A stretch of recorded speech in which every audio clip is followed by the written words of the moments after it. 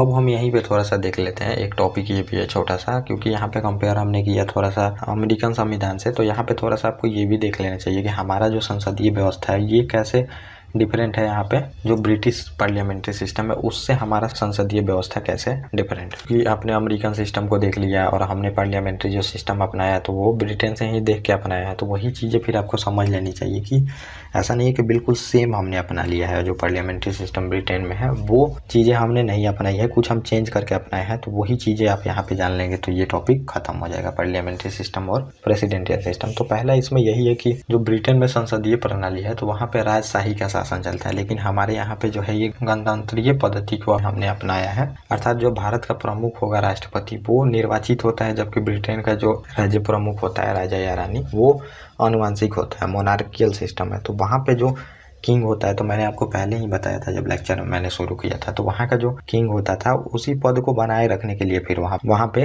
वो लोग किंग का इज्जत करते थे। मतलब समझिए कि किंग को पूरी तरह से मत हटा दो, किंग के नाम पे ही वो हर एक काम करते हैं। इस वजह से उन्होंने किंग के पावर को तो ले ली, लेकिन नॉमिनल हेड उन्होंने स्टेट का जो है पूरी तरह से देश का किंग को ही रहने दिया, मोनार्क सिस्टम ही रहने दिया। मोनार्क मतलब राजा होता है, तो यही सिस्टम उन्होंने रहने दिया। लेकिन जब हमने अपनाया तो अब वही पद्धति हमने अपनाया, तो वहाँ पे जो किंग नॉमिनल हेड होता था स्टेट का, वैसे ही हमें भी एक यहाँ पे पद बनाना था, तो फिर हमने वो पद प्रेसिडेंट का बना दिया। लेकिन अब हमारे यहाँ तो कोई आनुवंशिक राजा रानी चलते आ नहीं रहे थे, तो अब हमें क्या करना था कि प्रेसिडेंट को चुनना पड़ता। तो इसी वजह से हमने निर्वाचन पद्धति भी अपनाई है। और निर्वाचन पद्धति में समझिए डायरेक्ट इलेक्शन नहीं होता है प्रेसिडेंट का, जनता के प्रतिनिधि ही उनको वोट करते हैं। जो MP MLA होते हैं, आप MP MLA को वोट किए और MP MLA फिर निर्वाचन होके आए और वो प्रेसिडेंट को चुनेंगे। तो वहाँ पे जो नॉमिनल हेड है वो समझिए कि वंशानुगत है, और ये हमने रिपब्लिक सिस्टम अपनाया है। तो इसी वजह से आप देखते होंगे कि हमेशा सुनते भी होंगे कि भारत जो है ये रिपब्लिक है, और वो जो है वो रिपब्लिक नहीं है, वो मोनार्कियल सिस्टम को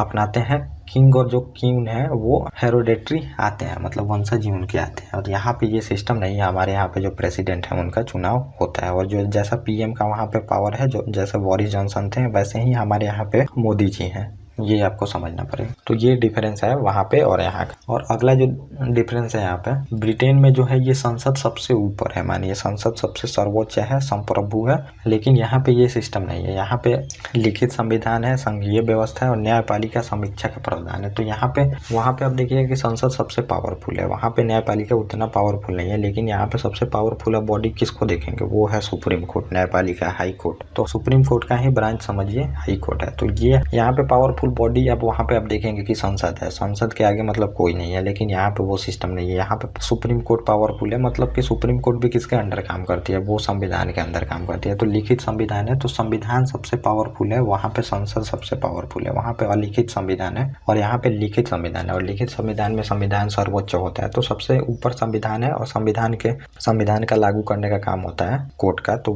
कोर्ट भी सबसे पावरफुल है यहाँ पे। अब ये भी आपको बात समझना पड़ेगा, वहाँ पे जो पार्लियामेंट सबसे ऊपर है, पार्लियामेंट जो कहेगी वही होगा, उतना फैसले को नहीं रोक सकता वहाँ पे जो कोर्ट, क्योंकि लिखित संविधान है नहीं, उतना चीज़ें हैं नहीं जितना कि यहाँ पे चीज़ें हैं। और अगला जो है जो ब्रिटिश संसदीय व्यवस्था है, तो वहाँ पे पार्लियामेंट का जो सदस्य होता है हाउस ऑफ कॉमर्स का, उसको सदस्य होना अनिवार्य है। जैसे कि यहाँ पे लोकसभा है तो वहाँ पे हाउस ऑफ कॉमर्स है, और जैसे यहाँ पे राज्यसभा है तो वहाँ पे हाउस ऑफ लॉर्ड्स, जैसे यहाँ पे काउंसिल ऑफ स्टेट है राज्यसभा, तो ये है। तो वहाँ पे जो निचला सदन है तो उसका ही सदस्य होना अनिवार्य है, जो PM है वहाँ पे। जबकि यहाँ पे है प्रधानमंत्री, दोनों में से किसी भी सदन से आ सकता है, जैसे लोकसभा से भी आ सकता है, राज्यसभा से भी आ सकता है, किसी से भी आ सकता है, कोई रोक टोक यहाँ पे नहीं। तो राज्यसभा से आप देखेंगे कि मनमोहन सिंह राज्यसभा से ही PM बने थे, तो ये चीज़ें थी यहाँ पे, तो आप समझ सकते हैं ये डिफरेंस है हमारे यहाँ। वहाँ पे जो हाउस ऑफ कॉमर्स है वहाँ से ही PM बनेगा, लोकसभा यहाँ पे आप कंपेयर कर सकते हैं। और अगला जो है ये समझिए कि सामान्यतः जो ब्रिटेन में है तो ये सदस्य बतौर मंत्री नियुक्त किए जा सकते हैं, अगर वो संसद सदस्य नहीं है तब भी मंत्री नियुक्त किया जा सकता है। जबकि भारत में ये व्यवस्था नहीं है, संसदीय व्यवस्था। इसमें तो अधिकतम आप 6 महीने तक ही रह सकते हैं, अगर 6 महीने तक फिर आप मंत्री,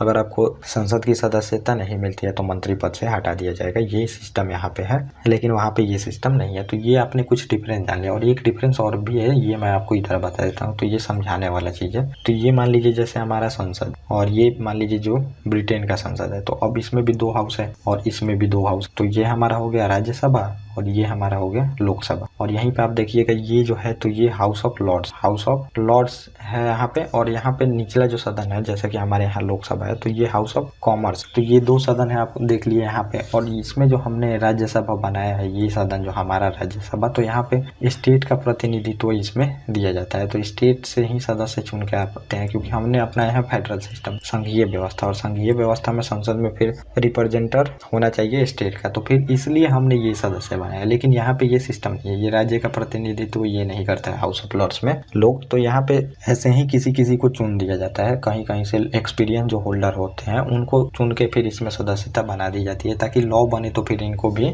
ये लोग भी अपना सुझाव दे सके, इसलिए फिर ये अपना बनाया। लेकिन हमारे ये स्टेट का प्रतिनिधित्व करते हैं और इसमें जो एक्सपीरियंस होल्डर है इनको सदस्यता दी जाती है, जो कि ब्रिटिश पार्लियामेंट में आप देखेंगे हाउस ऑफ लॉर्ड्स। जैसे कि आप यहाँ पे देखेंगे हमारे यहाँ भी राज्यसभा में 12 मेंबर होते हैं, जो कि कला साहित्य से चुन के, ये सब क्षेत्रों से चुन के आते हैं, तो ये फिर डायरेक्टली चुन के आते हैं। वैसे ही यहाँ पे हर एक क्षेत्र से डायरेक्टली चुन के लोगों को बैठाया जाता है, ताकि जब भी लॉ बने तो फिर उनको लॉ में ये लोग सुझाव दे सके। जब भी हाउस ऑफ कॉमर्स ये लॉ बनाने का सोचे, वो भी लॉ बनाने का सोच सकते हैं, तो फिर वो लोग अपना सुझाव दे सके। इसमें एक्सपीरियंस होल्डर है। लेकिन हमारे यहाँ जो राज्यसभा है तो ये बिल्कुल ये राज्यों का प्रतिनिधित्व करती है राज्यसभा।